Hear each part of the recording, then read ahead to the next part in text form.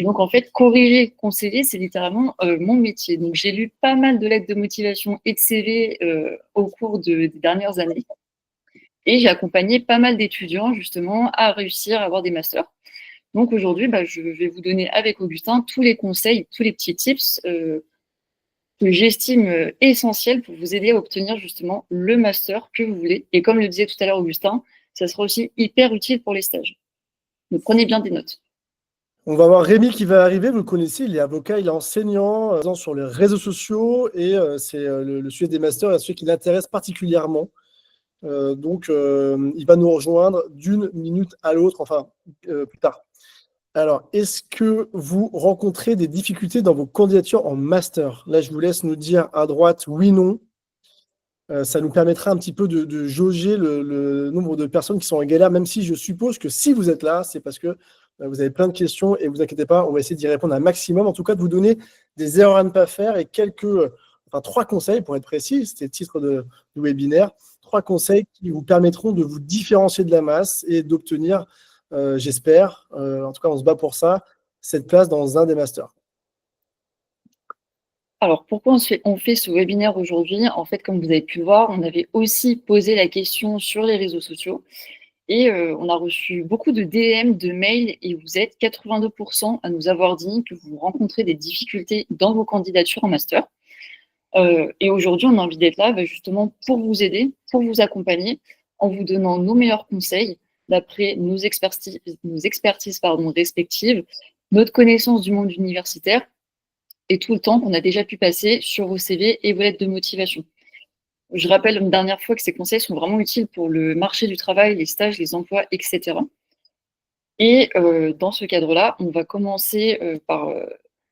Augustin, je te laisse poursuivre sur le marché des masters et le marché du travail. Moi, j'aime toujours prendre un peu de recul et un peu de hauteur. Je voulais juste rappeler en une slide qu'on est sur un véritable marché. Pour ceux qui ont fait un peu d'économie, ça veut dire qu'il y a une rencontre entre l'offre et la demande. Je ne vais pas vous perdre, mais en gros, toutes les petites mains en bas à droite, c'est vous qui êtes en galère et vous êtes beaucoup plus nombreux en fait que l'offre de master qui est en face. Et donc, toute la clé de ça, c'est de savoir donner au jury du master ce qu'ils souhaitent. Et pour ça, c'est de se différencier. En fait, vous êtes plein de mines de stylos là, et vous devez vous différencier grâce à votre CV, à votre lettre de motivation, à tout votre dossier de candidature, et même après à l'entretien. Tout l'enjeu, il est là, c'est de pouvoir matcher, correspondre avec les attentes du master, mais surtout du directeur du master, on en parlera juste après.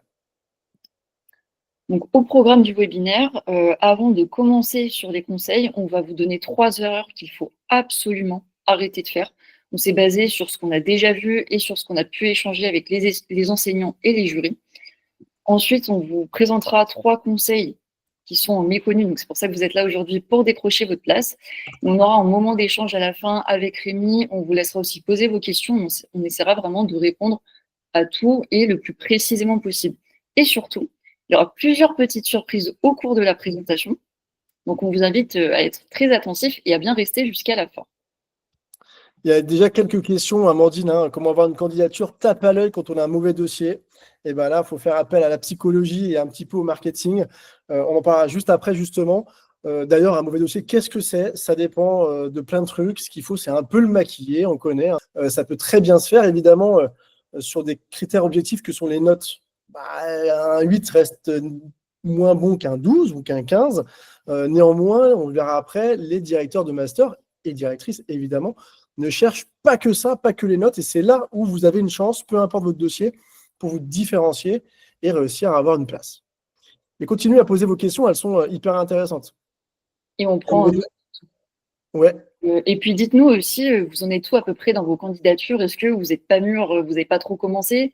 Est-ce que vous êtes plutôt pressé parce que vous n'arrivez pas trop à trouver le temps entre les cours? On sait qu'il y a vos cours, les galops qui arrivent, etc. Ou est-ce que voilà, vous avez plus ou moins terminé vos candidatures? N'hésitez vraiment pas à nous dire, qu'on sache à peu près où vous vous situez.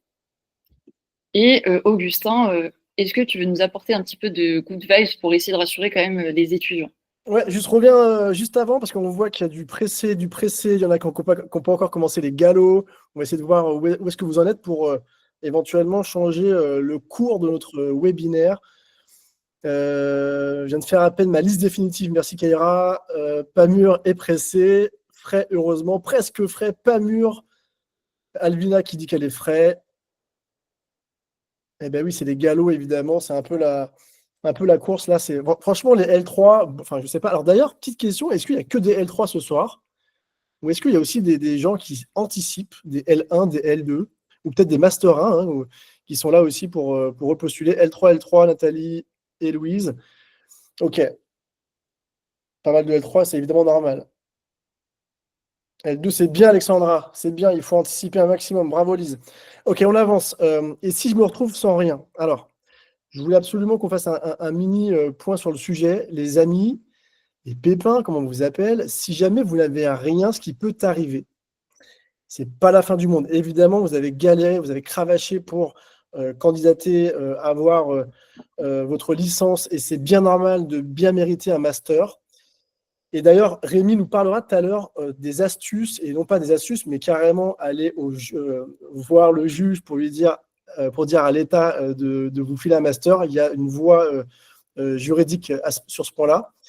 Mais rappelez-vous que votre vie est longue et qu'elle n'est pas terminée. Si jamais ça arrive et que vous n'avez pas de master, vous avez option 1, faire un job dans un cabinet d'avocat, dans une étude notariale, où vous voulez, tant que derrière, ça peut vous être bénéfique. C'est vraiment très bien. Un stage à l'étranger, apprendre une langue, c'est toujours utile et pour votre carrière et pour votre vie. Et un stage, 2 stages, 3 stages. Bref, souvent, ces années-là sont vraiment très, très importantes et peuvent même vous permettre de gagner, d'avoir un plus par rapport à d'autres personnes qui ont eu un Master 1. Donc, il ne faut pas sous-estimer ça. Si jamais vous êtes en galère, appelez-moi et je saurai vous rassurer. Merci pour ce petit point. N'hésitez pas même à venir nous voir en DM. On est toujours là pour répondre à vos questions et pour vous aiguiller du mieux qu'on peut dans vos études. Et je vois que Rémi Dandan vient d'arriver. Voilà, avant qu'il arrive, on va continuer. Vas-y, Cassandre. Ok, très bien. Alors, on va rentrer dans le vif du sujet et on va vous présenter 3 erreurs qu'on ne veut vraiment plus voir et que vous ne devez plus faire absolument sur vos lettres de motivation et de manière générale dans vos candidatures. Donc, la première erreur, c'est d'envoyer une lettre en mode narratif. Qu'est-ce que ça veut dire? C'est qu'au sein de vos lettres de motivation, vous racontez, en tout cas, on a vu ça sur beaucoup de lettres, c'est que vous avez tendance à raconter toute votre vie sans lien avec le master. C'est-à-dire qu'en fait, comme sur une copie, vous avez un petit peu tendance à vouloir mettre tout ce que vous avez fait, toutes vos expériences professionnelles, tout ce que vous avez étudié, sans que ça ait forcément un lien qui soit pertinent et cohérent avec le master que vous demandez.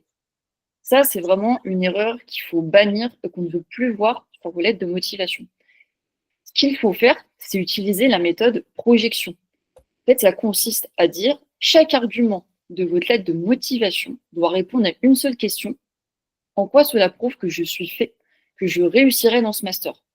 En fait, l'idée, c'est que plutôt qu'énumérer vos expériences, donc de mettre une liste où vous dites j'ai réalisé un stage en cabinet chez tel avocat puis un autre stage, il faut développer et montrer ce que ce stage vous a apporté et surtout pourquoi ce stage fait de vous le meilleur candidat pour le master. Donc, par exemple, on va passer de j'ai réalisé un stage en cabinet chez tel avocat à mon stage en droit social chez tel cabinet m'a permis d'apprendre les rapports de force et relations juridiques entre employeurs et salariés, ce qui me donne une base idéale pour intégrer le master en droit social. Là, vous voyez, quand vous faites ça, en fait, vous montrez que votre expérience est utile, vous avez raconté votre expérience et vous avez montré surtout qu'elle était nécessaire et qu'elle vous mettait en avant pour entrer dans le master, ici dans l'exemple, un master en droit social, dans le master que vous demandez. Donc, en fait, demandez-vous toujours, est-ce que ce que je raconte dans ma lettre de motivation, ça montre au directeur de master ou à la directrice que je suis le candidat qu'il veut avoir? Je vois que Rémi est là. Est-ce que Rémi est là ou pas? C'est complètement là. Super, Rémi. Très bien. Tu es Allez. la guest star quand même. Je pense que tout le monde aimerait te voir pour signer un autographe. Quelle vie. Et ben voilà, écoute, je suis Salut, là. Rémi. Rémi, Salut. donc on t'a présenté avant que tu arrives, hein, tu étais un grand avocat, un grand conseiller. Ça fait longtemps que tu conseilles les étudiants sur plein de sujets, dont les masters. Je sais que c'est un sujet qui t'intéresse particulièrement. Est-ce que tu veux dire un petit mot? Est-ce que tu veux qu'on déroule? Et dans tous les cas, tu nous arrêtes quand tu veux, tu ajoutes ta touche quand tu veux. Eh ben, je vais vous écouter, checker les questions, et puis à la fin, on se fait un petit topo. Avec grand plaisir. Avec grand Allez, plaisir. Mais en super. tout cas, n'hésite pas à nous arrêter, à rebondir, c'est encore plus cool. Très bien. Alors, l'erreur numéro 2, alors ça, donc, je vous rappelle que c'est des petites erreurs à faire et qu'on vous donnera d'ailleurs après 3 grands conseils. Deuxième erreur qu'on voit très souvent, c'est faire ce que j'appelle moi un dossier glaçon, c'est-à-dire se limiter froidement à énumérer sur votre CV, sur votre lettre de motivation, et parfois même en entretien, des matières étudiées et des expériences que vous avez pu faire. Mais ce que souhaite avant tout le directeur ou la directrice d'un master, c'est quelqu'un qui est humain et qui va apporter quelque chose à sa formation juridique. Donc, ce qu'il faut faire, c'est mettre de l'humain et mettre avant tout en avant vos soft skills, ce qu'on appelle des compétences transversales. On a mis la petite traduction en bas à droite. Il faut expliquer aussi comment elles ont été acquises et surtout comment vous les avez mises en pratique au travers de stages, au travers d'associations, au travers peut-être de concours d'éloquence. Tout ça sont des éléments qui sont hyper différenciants, qui font votre singularité et qu'il faut mettre en avant et ce qu'on appelle un petit peu le storytelling. Donc rappelons que la plupart du temps, le jury, ce qu'il veut, c'est le meilleur. Évidemment, il veut le gratin des étudiants pour son master. Il faut bien comprendre la psychologie du directeur du master.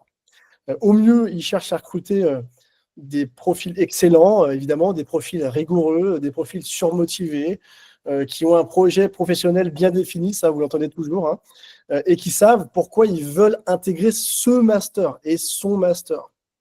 Je sais que vous postulez à plein de masters différents, mais vous, quand vous êtes face à un directeur de master, ou quand vous écrivez votre lettre de motivation, il faut qu'il ressente dans votre candidature que c'est lui que vous voulez et que c'est pas un autre, quoi.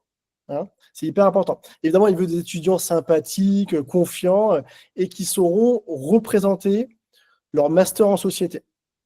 Je sais que Rémi serre beaucoup de mains et qu'il est dans les petits événements. Je pense qu'il pourra confirmer ce point.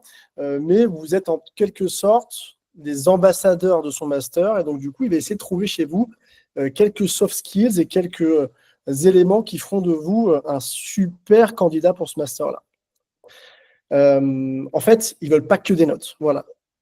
Donc, pour résumer, ils veulent de l'humain, de la chaleur, et c'est ce qu'il faut mettre dans vos candidatures.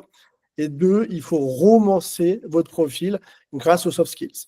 Alors, ce qu'on a beaucoup vu sur les CV qu'on avait reçus, c'est effectivement des compétences que vous mettez en avant, comme la ponctualité, la rigueur, le fait d'avoir une bonne communication ou expression orale. C'est très bien, mais le problème, c'est que c'est assez classique, c'est général, et finalement, ça ne veut pas dire grand-chose. Être rigoureux en droit, c'est un peu, je pense, que vous entendez depuis la licence 1, et finalement, ça veut tout et rien dire. Être rigoureux, comment ça se traduit? Est-ce que c'est une bonne rédaction? Est-ce que c'est le fait de bien respecter la méthodologie? Dites-vous qu'en fait, beaucoup d'étudiants, si ce n'est 9 étudiants sur 10, vont mettre ça sur les CV. Donc là, il faut vous différencier et montrer que vous n'êtes pas juste rigoureux ou ponctuel. Comment vous pouvez le faire? En fait, vous pouvez simplement illustrer ce que vous dites. Vous avez une bonne communication orale, très bien, mais comment l'illustrer? Ah, bah, vous avez été numéro 2 au concours d'éloquence de tel concours. C'est quand même plutôt pas mal à mettre en avant. Vous êtes débrouillard, même chose, donc comment le prouver? Vous avez fait 12 mois de stage au total en droit social côté employeur, vous avez été élu 3 fois stagiaire du mois. Là, en fait, vous prouvez et vous apportez des arguments plutôt que simplement donner des compétences qui sont un petit peu communes, on va dire, et que tout le monde peut mettre. Ayez toujours cette petite pensée de le directeur ne me connaît pas, comment je peux lui montrer que je suis le meilleur candidat? Tout le monde est censé être ponctuel, tout le monde est censé être rigoureux, tout le monde est censé savoir écrire et s'exprimer. Donc aller toujours plus loin et essayer d'être le moins général possible. Il faut toujours en fait vous différencier par rapport à d'autres candidats qui vont demander le même master. N'oubliez pas que vous devez maquiller un petit peu, enfin même beaucoup, votre dossier de candidature. Donc, il faut aller chercher et demander à vos copains ce que vous avez comme soft skills. Et puis, quand vous faites une timeline de votre passé, il y a toujours des éléments sur lesquels vous pouvez vous appuyer pour mettre en avant vos soft skills. Il faut faire une espèce d'introspection. Et j'avais une super question tout à l'heure qui était comment on fait pour mettre tout ça dans une seule petite lettre de motivation. C'est tout l'esprit de la concision. Rémi, qui enseigne le droit, pourra vous le dire. Il faut être le plus concis possible. Il faut faire aussi une priorisation des éléments qui ne servent à rien parce que trop bateau, parce que pas assez différenciante. Au contraire, tout ce qui va apporter une âme et une singularité à votre dossier, bah, c'est ce sur quoi il faut appuyer. Exactement. Si je peux ajouter un petit... Grave. En fait, moi, je dois représenter chaque année quelques dizaines d'étudiants. Et déjà, dans les lettres de motivation que je reçois, sincèrement, c'est toutes les mêmes. Mais oui. Alors, je me dis, si j'étais directeur de master, tu prends des universités comme Grenoble, c'est pas non plus une énorme université. C'est aux alentours de... je crois ils avaient publié un jour leurs chiffres. C'est, je crois, quelque chose comme 300 places ou 360 places de master. Et je crois qu'ils reçoivent plus de 10 ou 15 000 candidatures. Je divise par le nombre de masters, ça veut dire que chaque directeur doit lire, théoriquement, parfois plusieurs milliers de lettres de motivation. Évidemment qu'ils ne vont pas toutes les lire. Mais quand ils tombent sur votre dossier qui a attiré leur attention et qu'ils lisent la lettre de motivation, s'ils se rendent compte que c'est écrit dans des phrases extrêmement générales, voire on ne va pas se mentir, aujourd'hui, il y a peut-être une lettre sur trois qui est écrite avec ChatGPT, ça ne pourra pas attirer l'attention. Moi, je me rappelle un jour, quand je postulais en master, on nous avait dit, ne confondez pas la notion de motivation dans lettre de motivation. Vous n'êtes pas là pour indiquer à quel point vous êtes motivé à intégrer un master. Vous êtes là pour indiquer quelles sont les motivations qui doivent convaincre le directeur de master de vous prendre. Donc, je rejoins ce que disait Cassandre, tout ce qui est ponctualité, rigueur et banalité, on s'en fiche. Si vous postulez, par exemple, dans un master affaires, eh ben moi, ce qui m'intéresse en tant que directeur de master, et vous respectez, par exemple, ce fameux je, vous, nous dans la méthode, vous me dites, je suis quelqu'un d'indépendant, j'ai toujours cherché à entreprendre par moi-même, j'ai d'ailleurs créé une micro-entreprise, j'ai été confronté aux difficultés de l'entrepreneuriat, ça me fait comprendre les réponses que j'ai envie d'apporter aux autres et l'aide que j'ai envie d'apporter aux autres. Voilà le cheminement que je vais emprunter pour plus tard, et voilà en quoi votre master est celui qui colle à mon projet. Et quand vous faites une lettre comme ça, elle est tellement singulière parce qu'originale que ça va attirer l'attention. Et j'ai envie même de vous dire, de vous interroger sur, dans votre liste de masters auxquels vous avez postulé, si votre lettre de motivation est à 50 mots près la même, peu importe le master où vous avez postulé, c'est qu'elle n'est pas bonne. Parce que vous ne pouvez pas avoir les mêmes motivations à intégrer des masters qui sont différents et il faut accorder un véritable travail de peaufinage de chaque candidature et donc du CV qui va être envoyé à chaque directeur de master qui ne sera pas le même CV et la lettre de motivation qui ne sera pas la même en fonction des masters où vous postulerez. C'est extrêmement important ce que tu viens de dire, Rémi, et je te remercie parce que tout l'enjeu, c'est ça, c'est de savoir se différencier, de montrer quel être humain vous êtes. Pour correspondre, j'allais dire matcher, désolé, je fais beaucoup d'anglicisme, mais pour correspondre aux petites cases à cocher qu'a le directeur de master, et je vais faire un petit parallèle avec TikTok. Vous êtes beaucoup à scroller sur TikTok, même si c'est les galops, et je vous invite à supprimer TikTok pendant les galops. Mais vous verrez que dans beaucoup de gens qui savent faire des vidéos, la première phrase est hyper importante parce que c'est elle qui va réussir ou pas à choper votre intérêt. Et bien en fait, rappelez-vous que le directeur de master, il n'a que quelques secondes pour dire ça m'intéresse et ça m'intéresse pas. Cet étudiant m'intéresse, cet étudiant ne m'intéresse pas. Et en fait, il va lire votre lettre de motivation en Z et là où il va poser ses yeux, s'il n'a pas réussi à choper un truc intéressant, c'est-à-dire quelque chose qui n'est pas j'ai étudié telle matière et nanana, et ben en fait, vous irez à la poubelle. Donc tout l'enjeu, comme dit Rémi, c'est de vous différencier. Je m'arrête là. Point. Complètement. Et pour clarifier ce que ça veut dire, le je, vous, nous, concrètement, le premier paragraphe, vous devez parler de vous. Qui vous êtes? Vous, c'est votre deuxième paragraphe. Vous devez expliquer quelle est l'analyse que vous faites du master où vous postulez et quelles vertus vous espérez en tirer. Et le nous, c'est qu'est-ce que vous allez accomplir grâce à ce master et qu'est-ce que le master va gagner grâce à vous. Exemple, dans la partie nous, dans la dernière partie, ou même dans votre lettre de motivation, on s'en fiche un peu de savoir que vous êtes rigoureux, ponctuel, à l'aise à l'oral. Moi, ce qui m'intéresse, c'est quel est le stage que vous projetez de faire. Est-ce que ce stage s'inscrit dans un projet professionnel qui est cohérent avec mon master? Est-ce que vous envisagez de faire un mémoire? Si oui, est-ce que vous ne voulez pas m'annoncer dès votre lettre de motivation pour votre candidature le sujet du mémoire que vous aimeriez faire ou la thématique générale? Et quand un directeur de master voit que vous savez à qui vous parlez et voit que vous savez déjà ce que vous allez faire avec lui dans ce master, ça le convainc. Exactement. Je poursuis sur l'erreur numéro 3 qui rejoint beaucoup ce que tu disais, Rémi, sur la motivation tout à l'heure.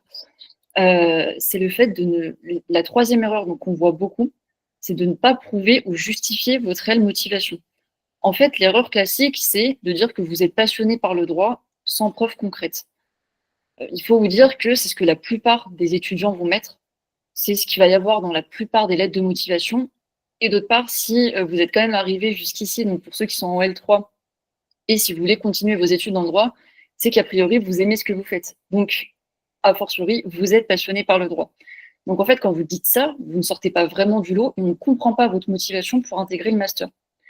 Donc ce qu'il faut faire, je fais beaucoup de parallèles avec les copies, mais parce que la méthodologie en droit est hyper importante, il faut toujours argumenter avec un exemple. Imaginons, vous souhaitez faire un master en droit de l'environnement et vous écrivez, comme font beaucoup d'étudiants sur votre lettre de motivation, je suis passionné par le droit de l'environnement. Très bien, vous êtes passionné par cette matière, comme le seront en fait tous les étudiants qui vont vouloir candidater dans ce master. Là, ça illustre vraiment en fait ce que disait Rémi tout à l'heure. Il faut que vous montriez avec des exemples et des preuves que vous êtes passionné. On a donné un exemple de phrase, ça pourrait tout à fait être autre chose, mais imaginons, vous êtes passionné par le droit de l'environnement, et là, le directeur de master peut dire mon intérêt pour le droit de l'environnement s'est traduit par un stage au sein d'une ONG. Donc là, il se dit d'accord, donc en fait, l'étudiant est passionné, et pour cela, il a fait un stage au sein d'une ONG qui est spécialisée dans le contentieux écologique. Donc là, en fait, vous prouvez que vous vous intéressez vraiment à ce domaine, vous expliquez ce que vous avez fait, et vous montrez ce que ça vous a apporté. Donc, vous voyez, avec le petit exemple qui est donné, vous faites vraiment la différence. Alors, vous pouvez faire plus court, évidemment, parce qu'une lettre de motivation n'est pas censée être très longue non plus, mais il y a vraiment une différence entre la première phrase et la deuxième, où la première n'apprend rien sur vous, finalement, et la deuxième montre tout ce que vous avez fait et tout ce qui vous tient à cœur, en tout cas, pour rentrer dans ce master. Et là, le directeur de master comprend quelles sont réellement vos motivations.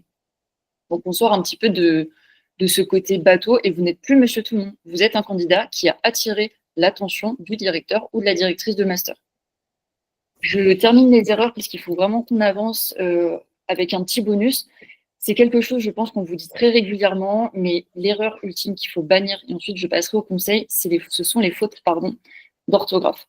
On a interviewé différents professionnels et enseignants à ce sujet-là, dont Aude Deniso, qui est maître de conférence en droit privé et en sciences criminelles. Et elle expliquait un petit peu l'impact que peut avoir l'orthographe. Et deux choses ressortaient de cette interview, c'est que l'orthographe est essentielle pour bien vous faire comprendre. C'est très important que le directeur de master comprenne ce que vous expliquez dans votre lettre de motivation. Et surtout, votre orthographe vous représente. Donc si vous envoyez une lettre pleine de fautes, c'est comme si vous rendiez un devoir qui n'était pas propre et vous dégagez une mauvaise image, entre guillemets. C'est pour ça que j'aimais bien la petite comparaison d'Aude Deniso où elle disait qu'une copie, c'est comme un plat dans un restaurant. Le dressage de l'assiette compte pour beaucoup dans la note que vous mettrez. Vous pouvez retrouver une interview sur le site, mais gardez bien en tête qu'il faut absolument faire relire vos CV, vos lettres de motivation. Il y a beaucoup de choses qui sont gratuites aussi sur Internet, des correcteurs, même vos proches. Ne faites pas, entre guillemets, l'erreur bête d'envoyer une mauvaise image de vous en laissant des fautes sur un CV ou sur une lettre de motivation. conseil numéro 1, qui est celui de lier absolument votre histoire à celle du master. Et je laisse Cassandre vous expliquer tout ça. Alors, le premier conseil qu'on va vous donner, c'est effectivement de lier votre histoire à celle du master. En fait, ce que font presque tous les candidats, c'est de lister mécaniquement leur parcours académique. C'est-à-dire qu'on va retrouver des lettres de motivation avec des listings d'études, des listings d'expériences, sans explication. Un exemple classique, on voit souvent, j'ai choisi l'option droit au lycée, j'ai fait ma licence de droit au sein de laquelle j'ai étudié telle ou telle matière, et j'ai réalisé, je ne sais pas, 2 stages, et j'ai eu telle expérience associative. Sur le fond, on va dire que c'est très bien, mais en fait, le problème, c'est que ces choix d'études et ces choix d'expérience sont rarement mis en lien avec le master. C'est-à-dire que vous donnez des informations brutes, vous lâchez des informations sur le papier à une personne qui ne vous connaît pas, mais vous n'y pas ça à son master. En fait, c'est la même logique que pour les phrases d'accroche. C'est-à-dire que vous avez tendance à mettre une phrase d'accroche au début de votre copie, mais ensuite vous n'alliez pas au reste du devoir. Donc en fait, c'est une phrase qui est inutile, qui se balade toute seule sur la copie. Vous n'exploitez pas la valeur ajoutée des informations que vous donnez. Or, ce que veulent les jurys, c'est une histoire qui est cohérente. Ils veulent comprendre votre évolution, comprendre vos choix, comprendre vos ambitions. Comme sur une copie, encore une fois, il faut penser à tout justifier. Tout justifier, ça veut dire montrer que vos choix ont un sens et que, idéalement, chacune de vos actions vous aurait guidé jusqu'au master. Or ça, c'est plus théorique et plus simple pour les étudiants qui savaient dès le début de leurs études ce qu'ils veulent faire. Et donc là, vous allez me dire, mais comment faire quand on a redoublé, quand on a eu des mauvaises notes, qu'on a eu des erreurs de parcours, peut-être des réorientations, ou même si on ne savait pas quel master choisir en début de licence. Je pense qu'il y a sûrement pas mal de gens qui vont se reconnaître dans les cas que je viens d'évoquer. D'ailleurs, n'hésitez pas à nous dire dans le chat si vous vous retrouvez justement dans ces cas-là. Si jamais c'est le cas, le meilleur conseil qu'on peut vous donner, c'est vraiment d'assumer votre parcours et d'expliquer vos erreurs. C'est-à-dire que le directeur de master, il ne vous connaît pas. Donc ne lui laissez pas la place pour faire des suppositions et se demander mais pourquoi y a-t-il un trou de telle à telle année Pourquoi avez-vous redoublé? Il faut vraiment que tous ces éléments soient mis en avant et que, entre guillemets, si c'est utile pour le master demandé, parce qu'encore une fois, il faut adapter votre lettre en fonction du master, vous justifiez vos choix. Je vous donne un exemple. Imaginons si vous avez eu des mauvaises notes. Cela peut tout à fait s'expliquer. Il y a des étudiants, vous pouvez mettre en avant que vous avez fait un stage ou des études en parallèle. Ça montre que vous êtes curieux, que vous avez envie de vous professionnaliser, que vous êtes motivé. Vous pouvez aussi mettre en avant votre progression. Certes, vous avez eu des mauvaises notes en L1, mais vous avez augmenté vos notes en L2, en L3.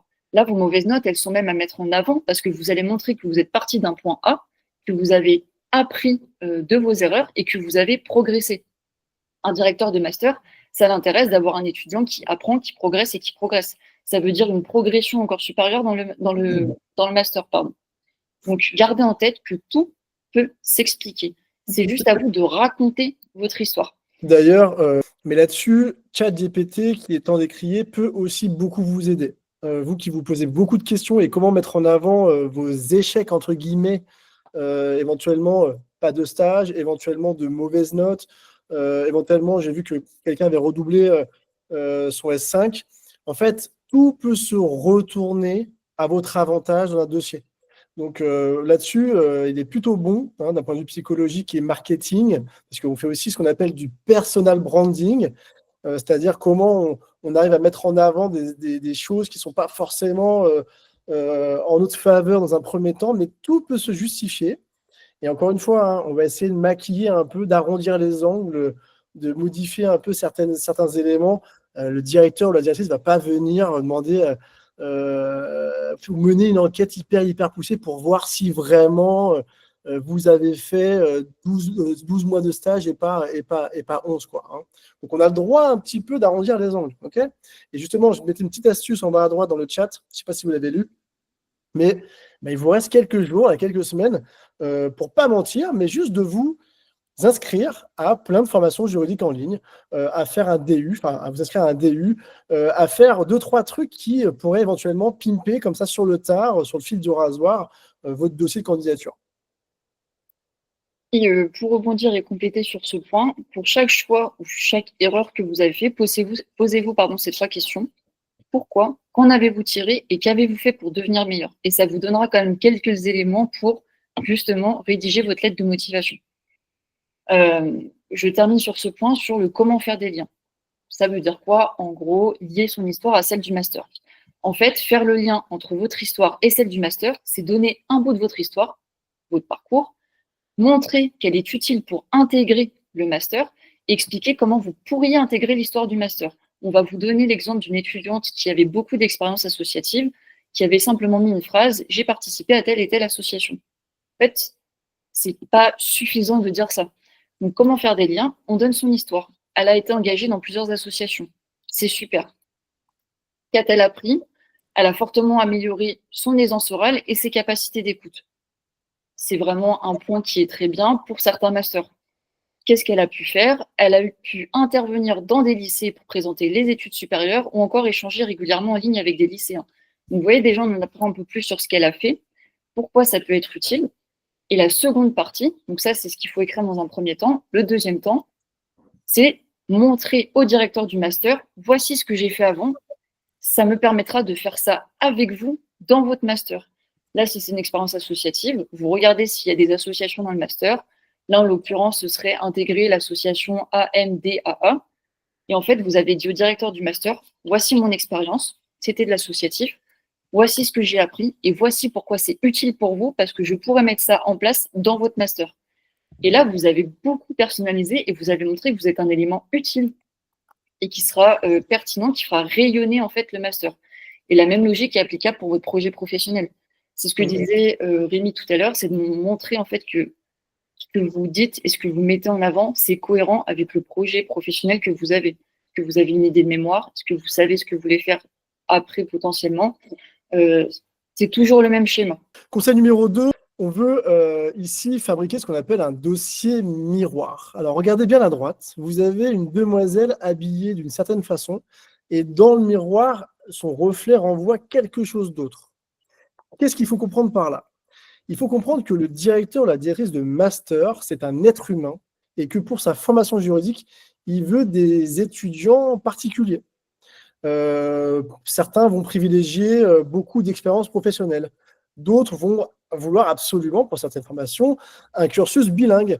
D'autres vont préférer telle ou telle chose. Et en fait, il faut absolument s'habiller comme le directeur ou la directrice veut qu'on soit habillé. En fait, il faut essayer de cocher un peu ces cases, d'où, je le disais tout à l'heure, vouloir être dans sa tête. Et on en parlera un petit peu après en termes de comment on peut faire pour être dans sa tête et pour savoir ce que souhaite le jury du master. Donc l'erreur classique, c'est simplement d'être auto-centré sur soi et de dire moi je, et je veux ce master pour tel truc. Alors qu'en fait, il faut plutôt être à l'inverse et se dire qu'est-ce que je peux apporter au master et qu'est-ce que veut ce master en termes de candidat pour que je puisse coller le plus possible. Donc, qu'est-ce qu'il faut faire? Il faut faire un dossier qui correspond aux attentes du jury. Et pour ça, il faut savoir identifier les critères qui sont appréciés, tout en gardant, attention, sa propre singularité. En fait, le jury du master ne va pas se contenter de regarder les notes.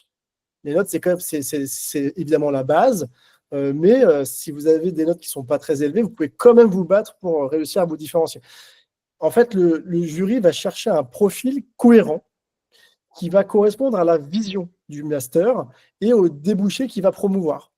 L'idée, en fait, c'est de comprendre vraiment, comme je le disais, ce que veut le master, ce que veut le jury, pour son master et aligner sa candidature. Et ceci, comme je le disais, sans forcément trahir qui vous êtes. Voilà. Donc, il faut comprendre ce que le jury valorise. Pour ça, il faut savoir que chaque master a une identité. Il faut regarder les actuels étudiants du master et aussi les anciens. Alors pour ça, il y a un truc qui s'appelle LinkedIn. C'est fantastique. Je sais que Rémi y est souvent et on est de nous de plus en plus. Je vous invite à vous y abonner. Il faut aller sur LinkedIn, il faut aller sur le groupe du master que vous visez. Il faut aller chercher les alumni et les étudiants du master. Faites une demande d'amis et allez discuter avec eux un maximum pour vous faire ami-ami. L'idée, c'est de savoir quels sont leurs parcours qui avaient qui leur a permis d'arriver dans ce master-là. L'idée, c'est de savoir peut-être identifier qu'ils ont tous fait un stage, par exemple, dans un cabinet d'avocats en droit pénal. Ah bah tiens, c'est-à-dire que vous aussi, vous devrez peut-être vous mettre à faire un stage en droit pénal. Est-ce qu'ils ont peut-être fait tous Erasmus? Ça vous donne un moyen de savoir ce que veut le jury. Est-ce qu'ils ont peut-être tous participé à un concours d'éloquence? Voilà, allez, inscrivez-vous vite à un concours d'éloquence. Et aujourd'hui, qu'est-ce que font les alumni? Quel métier ils font? Est-ce qu'ils sont tous juristes en droit pénal? Parce que si jamais vous voulez dire que vous voulez faire juriste en pays, en fait, il y a un truc qui déconne, en fait. Donc voilà, tout ça donne des indices sur ce que le jury recherche en termes d'expérience, en termes d'engagement et en termes de soft skills. Il faut donc aligner votre candidature intelligemment. L'idée, c'est pas de mentir, je le disais, mais c'est d'arrondir un petit peu, c'est possible. Par exemple, si vous avez fait qu'un seul mois en stage, vous n'êtes pas obligé de mettre un mois. Vous pouvez dire stage dans tel ou tel cabinet. Et puis, si jamais, évidemment, on vous demande ça à l'entretien, vous pourrez toujours dire, mais ne vous mettez pas une balle dans le pied en précisant des choses qui ne sont pas en votre faveur, quoi. Donc, il faut choisir, il faut prioriser ce qu'on met en avant. Tout à l'heure, on avait une question sur le chat, mais du coup, qu'est-ce que je dois mettre en avant dans ma lettre de motivation? C'est là, il faut choisir ce qu'il faut mettre en avant ou pas. Si tu arrives à savoir ce que le directeur du master valorise, il faut le mettre. Si par exemple le président du master, parce qu'il faut être Sherlock Holmes, il faut aller voir il faut connaître par cœur le directeur. S'il est par exemple président d'une association caritative, vous avez le droit de dire que vous êtes dans une association caritative. Voilà, il vous reste quelques heures pour vous y inscrire. S'il favorise les doubles compétences, pareil, insistez sur les expériences pluridisciplinaires de votre candidature. En bref, il faut cocher des cases. Et puis 3, du coup, il faut structurer votre lettre, votre CV et votre entretien prochain dans ce sens-là. Donc, il faudra bien converser avec ChatGPT sur toutes les questions qui pourront vous poser. Là, on est déjà dans l'entretien. Désolé, je m'avance un peu. Mais voilà, il faut déjà vous demander, et ça, il faut faire un tableau là-dessus, pourquoi vous êtes le candidat à prendre dans ce master particulier. Tout à l'heure, Rémi disait qu'à chaque master, sa candidature, c'est bien vrai. Il faut extrêmement personnaliser votre candidature pour chaque master et montrer le lien évident et naturel entre votre parcours et les critères attendus pour le master. Voilà, et tout ça, on parle d'engagement, on parle de valeur, on parle d'ambition aussi, de débouchés, de projets professionnels. Tout ça, en fait, doit transpirer dans votre dossier, quoi. Ok, j'avance sur le 3e et dernier conseil, c'est de respecter les codes universitaires et les codes du marché. Une erreur qui est vraiment très très classique, c'est d'envoyer des documents, donc CV et lettres de motivation qui sont non conformes aux attentes de l'université et des enseignants. Là, en fait, vous avez sûrement déjà entendu dire que le droit, c'est une langue à part, qu'il a ses propres codes, qu'il faut bien maîtriser le vocabulaire juridique, etc. Mais le droit, ce n'est pas juste une matière et un enseignement qu'on vous fournit à l'université. C'est aussi un domaine, un monde de professionnels. Et en fait, il faut comprendre et apprivoiser ces codes. Donc, il faut connaître les conventions sociales, les formules de politesse à respecter. Vous voyez ça un petit peu comme votre tenue professionnelle. Cela montre que vous êtes sérieux et que vous avez de la considération pour les gens avec qui vous échangez, et en l'occurrence, le directeur de master. Tout à l'heure, on parlait de rigueur. La rigueur, c'est aussi savoir maîtriser ces codes-là. En fait, il faut montrer au directeur de master que vous n'êtes pas simplement étudiant, vous êtes aussi un professionnel en devenir. On échange assez régulièrement avec des cabinets d'avocats et un retour qu'on a tout le temps, ou du moins très souvent, c'est que sur la théorie, il n'y a pas de problème. Les étudiants maîtrisent leurs cours, mais ils n'ont pas du tout les savoir-être et les bonnes pratiques qui sont afférents en fait au monde professionnel. Et c'est un regret en tout cas qu'on reçoit régulièrement des cabinets d'avocats et des directeurs de master avec qui on a déjà pu échanger. Donc vraiment, c'est hyper important de connaître ces codes-là et de montrer que vous n'êtes pas juste étudiant, vous êtes un futur professionnel qui est compétent et qui saura représenter le master sur le marché du travail. Donc, ce qu'il faut faire absolument, c'est vous renseigner sur les codes, sur les formules à respecter et adapter vos documents en fonction de cela. En fait, avant de passer l'étape de l'entretien, vos documents, c'est votre carte d'identité. Ça va vous représenter. On vous parle souvent du fond en droit, mais la forme est tout aussi importante. Elle est essentielle. En fait, la forme, c'est l'image. Et vous serez amené à être l'image du master. Donc, vous devez renvoyer une bonne image. Le directeur du master doit se dire, j'ai envie que cette personne me représente dans le master et sur le marché du travail. Ça, Rémi, là-dessus, est-ce que tu es d'accord avec cette idée de la première impression et du fait que l'étudiant, que le jury, en fait, souhaite aussi quelqu'un qui puisse être presque le porte-parole de son master quand il sera juriste, avocat, notaire, commissaire de justice ou même avant, hein. Complètement. Déjà, sur la réflexion sur le savoir-être en cabinet, je ne peux que approuver. Tu m'étonnes. Et je pense que d'ailleurs, à l'origine du fait qu'il y a de moins en moins de personnes qui prennent des étudiants en stage, malheureusement, en cabinet. Et après, effectivement, je ne peux qu'approuver ce qui vient d'être dit. Donc, en fait, là-dessus, qu'est-ce qu'il faut faire?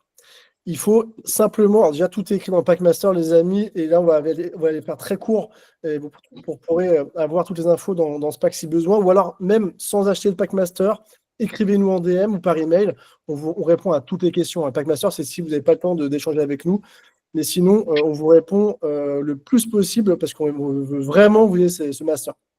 Donc il faut simplement s'enseigner sur les formules de politesse à respecter. Rappelez-vous que vous avez le droit qu'à une seule bonne première impression. Donc attention à votre photo, attention à l'orthographe, on a déjà parlé, attention à la forme.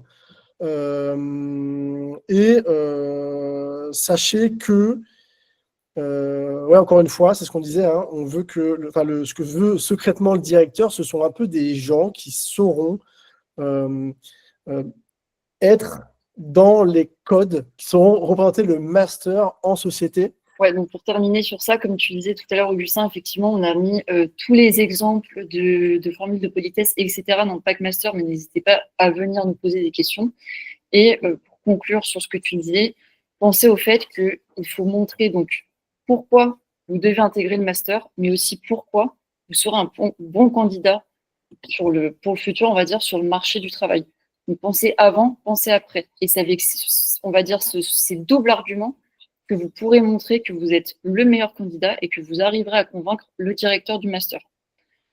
Posez-vous vraiment cette question. Est-ce que je donne envie au directeur du master de me recruter? Est-ce que mon argumentation, est-ce que ma personnalité, est-ce que tout ce que vous mettez en avant, si vous receviez ça, vous auriez cette réflexion de mais ce candidat est génial, je veux que cette personne représente mon diplôme. Vous devez toujours avoir ça en tête. Je suis complètement d'accord, Cassandre, et j'ajouterais même que quand vous envoyez votre CV à votre directeur de master, vous devez vous dire, est-ce qu'il serait fier de transmettre mon CV à un membre de son réseau pour qu'il me prenne en stage? Si la réponse est oui, c'est top. Sinon, il faut le remettre en question. Très, très, très bonne remarque. Très, très bonne remarque. En fait, la candidature, c'est un véritable test en elle-même, hein. Si vous faites une erreur de base, de politesse, de mise en page, dans le ton, ça va envoyer un signal qui est complètement négatif. Ça veut dire que vous ne maîtrisez pas les codes. Donc, en effet, comme dit Rémi, si vous avez un CV qui n'est pas très propre, ça montre que derrière le CV, il y a quelqu'un qui est, désolé, pas très propre, en tout cas pas très rigoureux. Alors que, évidemment, dans le droit, et je sais que Rémi recrute, et ben dans le droit, il faut des gens qui soient carrés, rigoureux, et ça passe par votre façon de vous habiller, de vous comporter et d'écrire des conclusions, de remettre des recherches à celui qui vous engage. Donc tout ça, c'est évidemment hyper, hyper important. Vous pouvez également, si vous avez besoin, regarder les avis des autres étudiants sur le Packmaster. Comme ça vous donnera un petit aperçu de ce qu'il y a et de comment ça a été utile pour les autres étudiants. Et je vous propose qu'on réponde à vos questions et qu'on intervienne avec Augustin Rémi pour vous aider du mieux possible jusqu'à la fin du webinaire. Alors, Rémi, est-ce que tu veux répondre à la question de Louise? Comment peut-on préciser que les notes de L2 ne sont pas le reflet de notre dossier? Je pense que c'est même pas la peine de le préciser, en réalité, parce que les professeurs le savent. quand on lit la lettre de motivation, c'est pas ce qu'on attend. C'est pas un éclairage sur les notes, c'est vraiment un éclairage sur le projet. Donc, je pense pas qu'il faille se concentrer dessus. Si vous devez parler de vos notes, c'est vraiment à l'aide des informations que vous trouverez sur le site Mon Master ou dans les délibérations publiées par l'université et qui vont venir insister sur les matières fondamentales. Et donc, parfois, on a deux manières, pardon, d'évaluer d'évaluer un candidat. C'est évidemment par ses notes, mais c'est aussi par son expérience. À titre personnel, je préfère quelqu'un qui a 6 mois de stage dans les pattes, ce qui montre à minima son intérêt pour une matière, que quelqu'un qui a 15 sur 20, parce que c'est un rat de bibliothèque, mais qui n'a jamais fait la démarche d'entreprendre un stage et dont je ne suis pas certain qu'il aime vraiment la matière qu'il travaille à la BU. En fait, l'une des questions, moi, ça m'avait choqué quand j'avais, enfin choqué, hyper intéressé quand j'avais postulé dans un master à HEC. Euh, J'avais entendu ça. On m'avait dit, il faut absolument que quand tu sors de l'entretien, donc tout ça, ça doit aussi transparaître dans votre dossier CV, lettre de motivation, que le jury se dise, il était sympa, hein. Et plus que ça, c'est que en fait, les gens vont se demander s'ils veulent vouloir passer du temps avec vous. Donc, ce que dit, c'est un nouvel angle que j'apporte à ce que dit Rémi. Rémi dit, les gens scolaires, ok, super, bah, c'est un peu boring, mais nous, on veut aussi passer du temps avec des gens qui sont sympas et des gens qui sont curieux et des gens qui apportent autre chose que l'étudiant classique, traditionnel et normal. Donc, c'est tout ça qu'il faut faire transparaître dans votre dossier.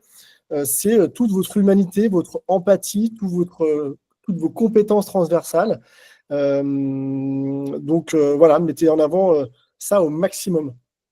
Exactement, parce que quelqu'un qui est bon en théorie, mais donc qui est théoriquement compétent, mais qui ne sait pas se comporter en cabinet ou alors en groupe dans le master, eh bien, on ne peut rien faire de lui. Alors que quelqu'un qui n'est pas forcément compétent au début, mais qui a envie, qui est motivé et qui a beaucoup de qualités humaines, on peut le former. Et à ce moment-là, il deviendra excellent parce qu'il aura l'humain et la compétence. Exactement, je ne peux que dire oui est un grand oui. Alors, peut-on faire une lettre, j'ai une question de Lina, peut-on faire une lettre de motivation de 1 page et demie ou ne pas dépasser 1 page? Alors moi, ma réponse, en fait, on ne sait pas vraiment.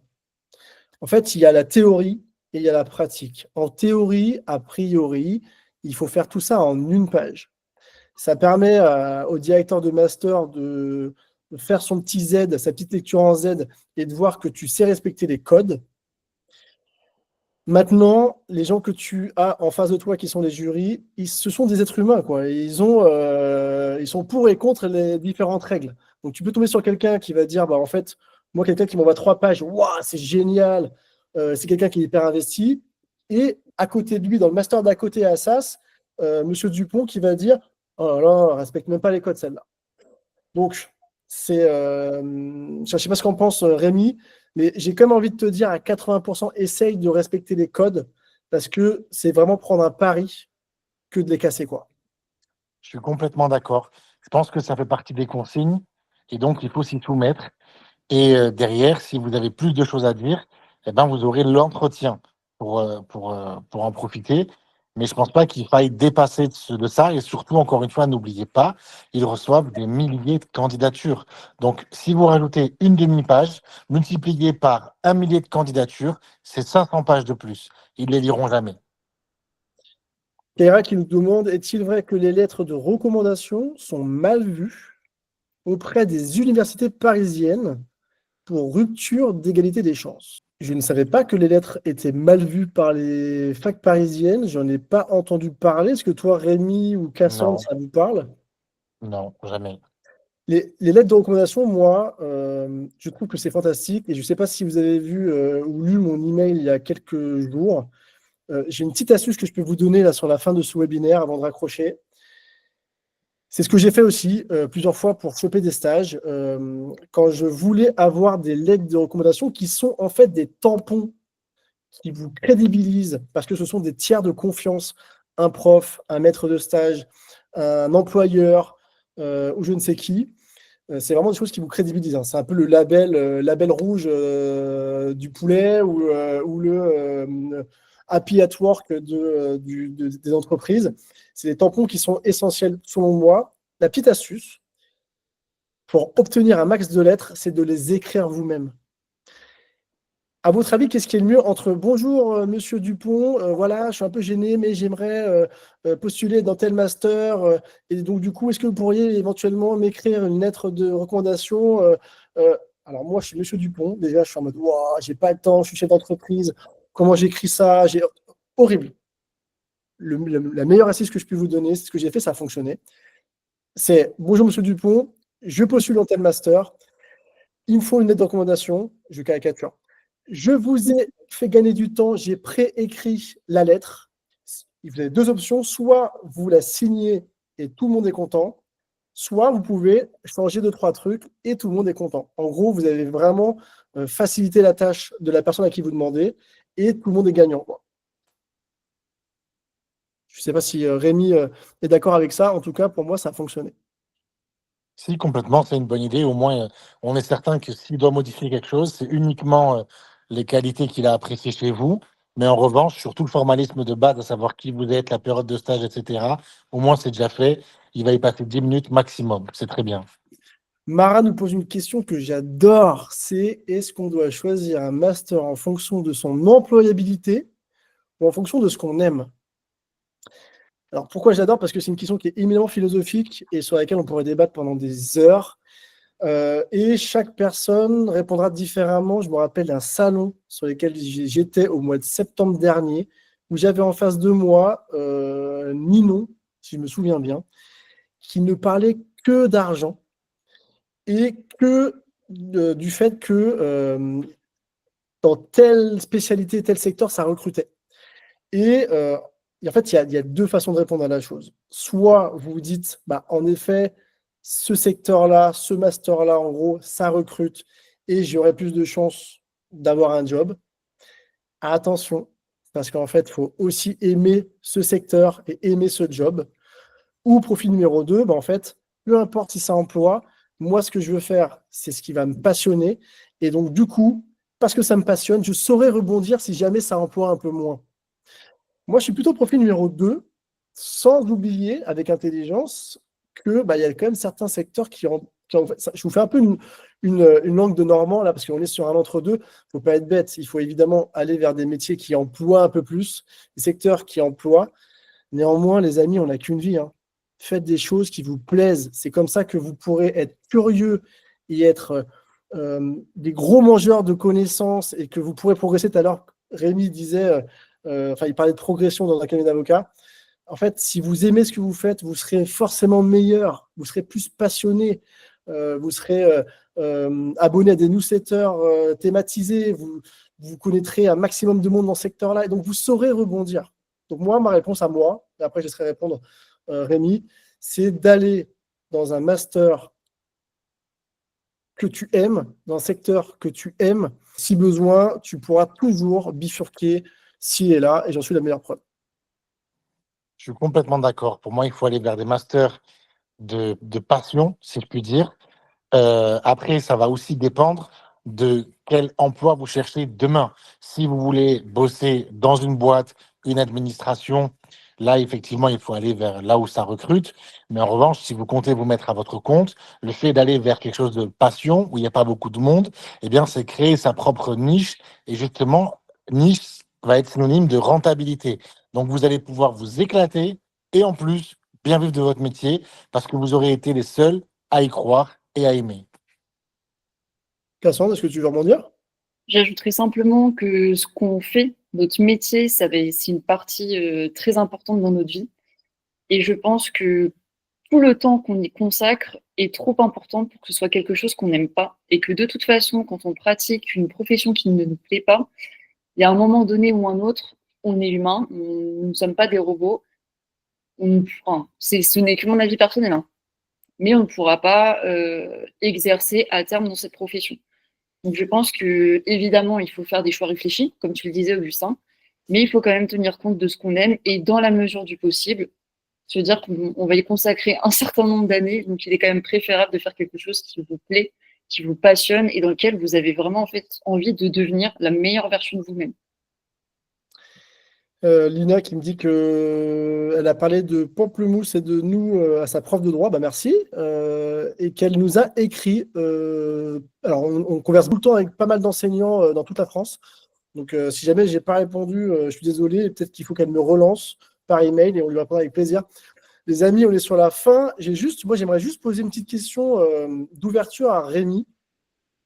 Je sais que tu es très investi dans le suivi de tout ça, que malgré tous les hacks, tous les conseils qu'on peut donner, qu'on a pu donner, bah, peut-être que certains d'entre vous, et j'espère pas du tout, resteront sur le carreau et n'auront pas le master qui tant convoité.